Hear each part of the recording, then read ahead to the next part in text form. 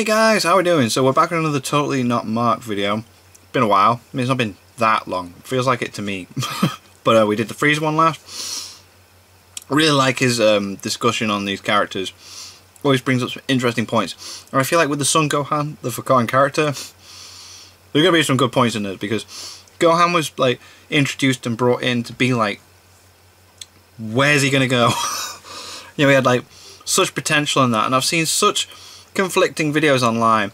Like Masako X has done videos in the past where he's talked about how Gohan was intended to be the main character to replace Goku at one point, but then Geekdom 101's like, nah, that was never the case. Goku was always meant to be the main character. And I'm like, well, when you look at the way Gohan's portrayed, you can kind of see where you'd think he was meant to be eventually brought in to be something important and then just discarded, which is really disappointing. He has some major points and really epic moments within the show, even from the very beginning. But anyway, let's just see what Totally Mark has to say. Totally not Mark has to say on this. Son Gohan, the forgotten character. Son Gohan, exploding onto the Oh, scene look at that! at the Straight beginning away, of like, Dragon Ball Z, telling a courageous and inspirational coming-of-age story. From unassuming and shy to courageous and heroic.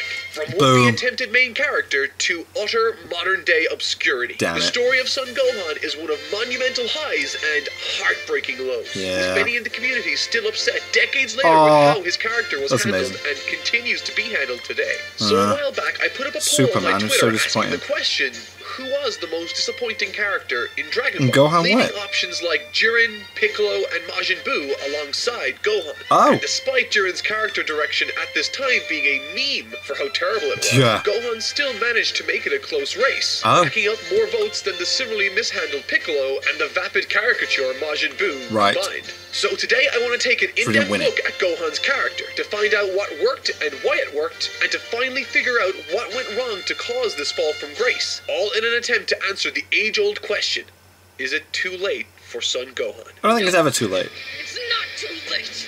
Move! I said move! Bam! Class. Go ahead, lad. The editing's sick.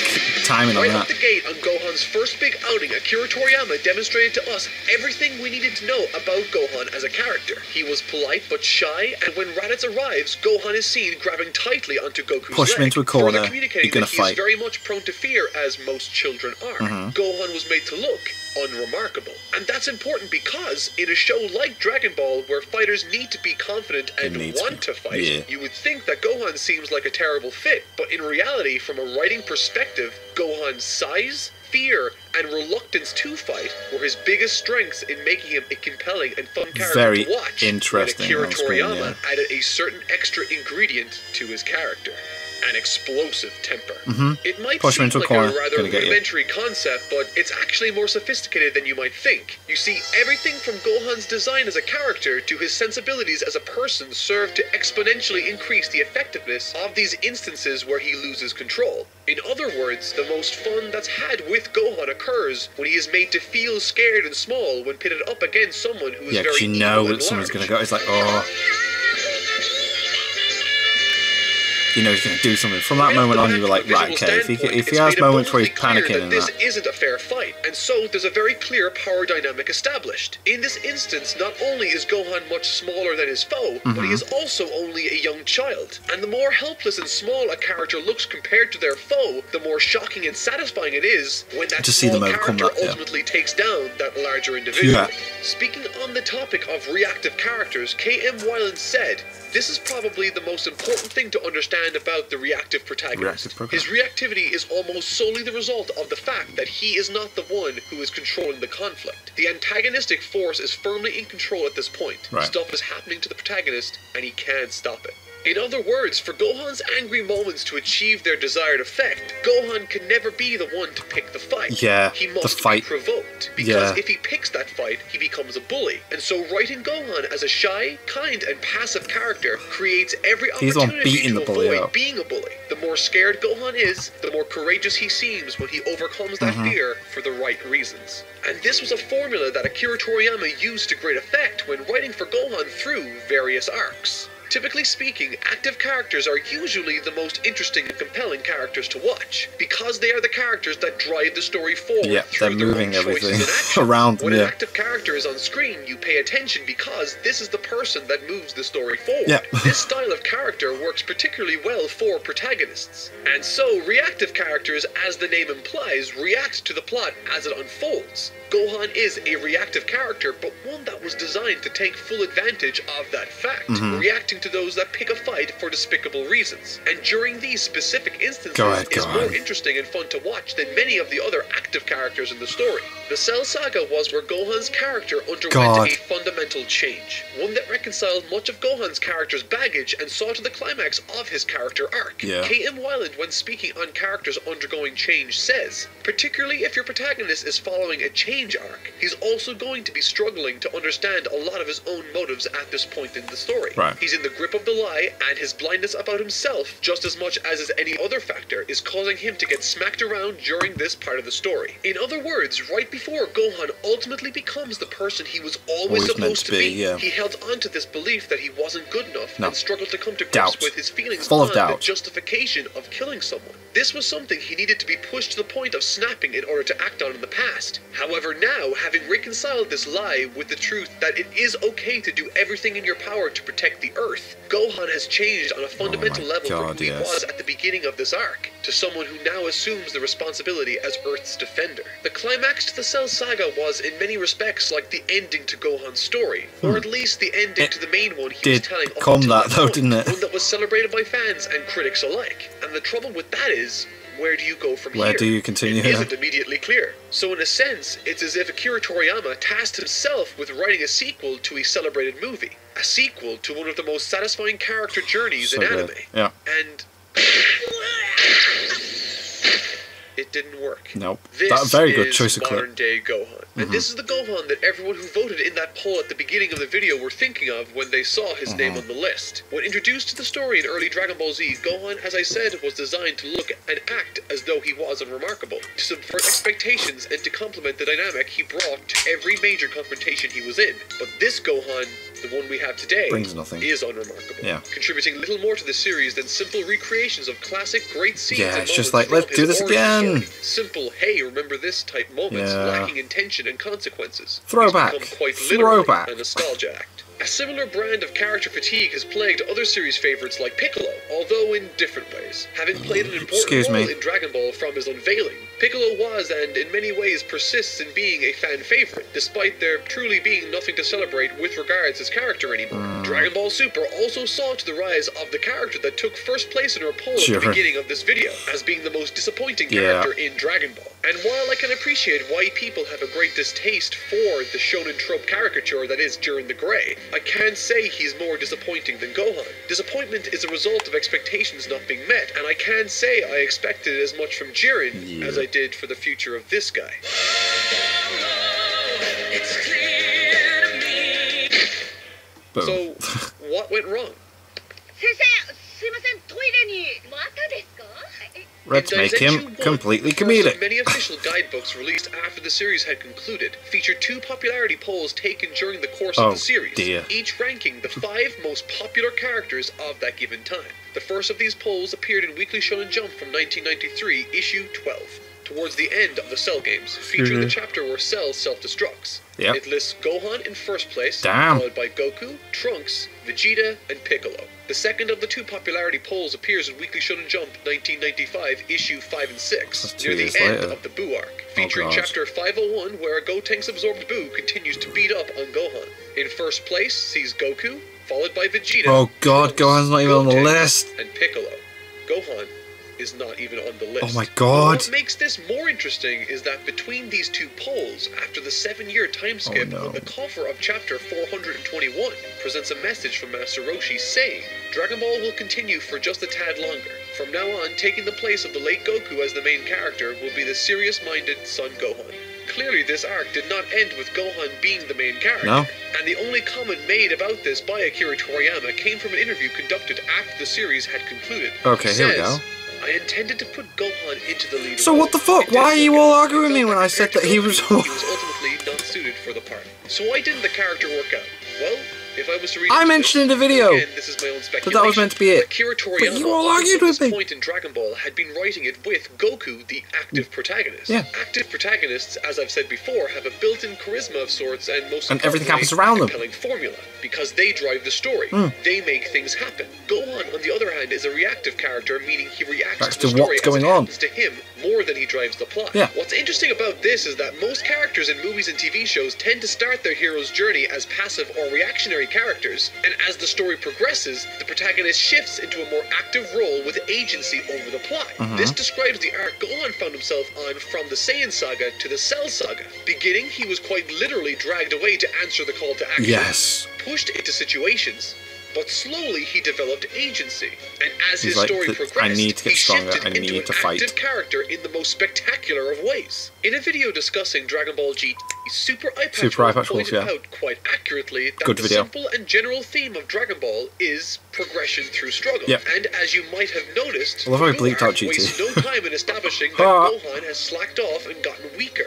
Yes, he has has. regressed for the first time in his life, accomplishing little in the arc apart from getting his energy stolen, putting up a decent fight against Dabura, which he was criticized harshly during, being beaten up by Boo, all before the eventual power-up he receives, which comes through, again, no struggle from Gohan. It's handed to him on a silver platter. It really is given to him, innit? That's progression through struggle was reinforced with Goku's character, who constantly strove for this ideal. But in switching out the character for Gohan, a large disconnect was made thematically, as the character had an entirely new set of ideals that didn't complement with what the show was up until that point.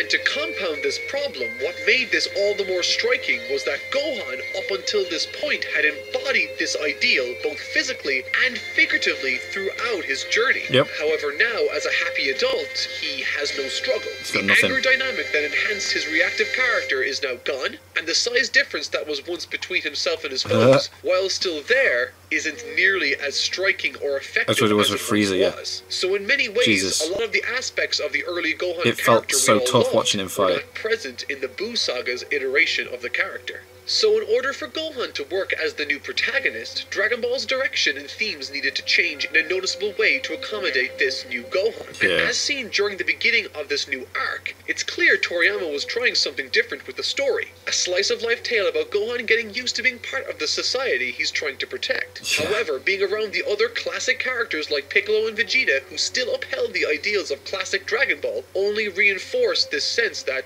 something was missing, leaving myself as a writer looking back at the Buu Saga, wondering, why did we spend so much time with Gohan in school? Why did we spend so much time with Videl's character if she didn't play a role in the greater plot? Gohan unlocking his power, again, because Akira Toriyama was told to go back to Goku. This to waste time. Another poll I took on my Twitter asking which of the Dragon Ball Z arcs was their least favorite emphatically reflects that these thoughts I have are not unique to me. In Robert McKee's book Story, he writes, "The truly passive protagonist is a regrettably common mistake. A story cannot be told about a protagonist who doesn't want anything, who cannot make decisions, whose actions affect no change at any level." Now, to be clear, the jury is still out on whether or not this arc is disjointed because of Gohan losing popularity and thus changing the course of the Buu Saga, or if he lost popularity because he didn't do anything substantial in the arc. And to be clear, the Buu Saga did absolutely have some incredible moments in addition to the story that have lasted the test of time. But all that aside, it begs the question, is it possible to bring Gohan back? Of course it is. Well, yes and no. In my video, Goku the Misunderstood Character, I briefly mentioned how the Gohan character's story was absolutely over and how it ended at Cell. And I stand by that. That version of Gohan isn't coming back. And it shouldn't. But is there a way to make Gohan's modern character a fan favorite again? Absolutely. And this is how I would do it. Gohan is a reactionary character, and so something I'd like from him in the future is a story centered around the philosophy, if you have the potential or power to make the world better, then you should. I am, of course, basing this story structure off a particular film and character I'm sure you are all aware of with a similar philosophy.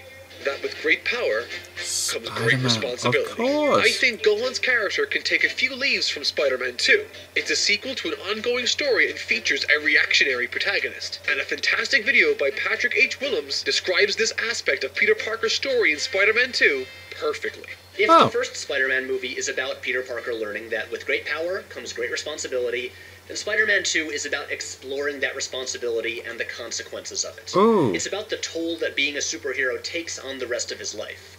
For the whole movie, Peter faces consequence after consequence for being Spider-Man and trying to do the right thing. Now, imagine if instead of the story that isn't being told about Gohan right now, he was instead struggling to come to terms with having to manage this responsibility he has, and the sacrifices he needs to make to uphold those ideals. Progression through struggle.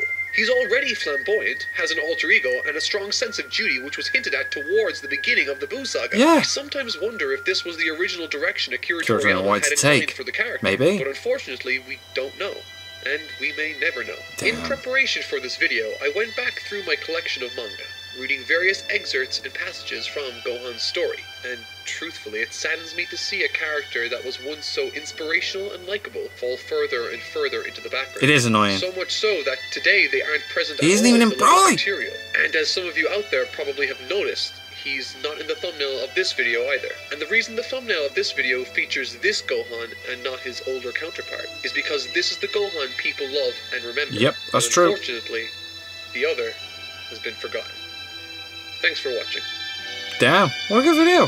That was awesome. I like these videos. They're cool. There we go. Yeah.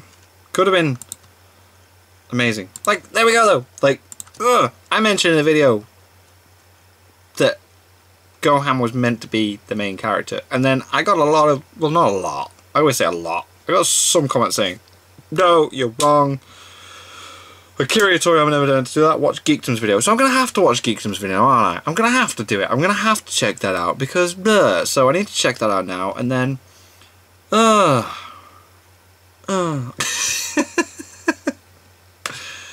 so yeah, so the next one is Jiren? Let me check my list. Yeah, Jiren. Because he was so badly written. Let's just throw in a really powerful character and just make him really powerful.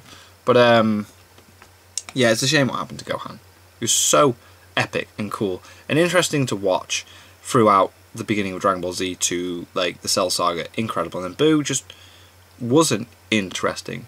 He had moments, but again, the power was just given to him. There was nothing through struggle. Like I said, that's the interesting part, isn't it? Like, meh.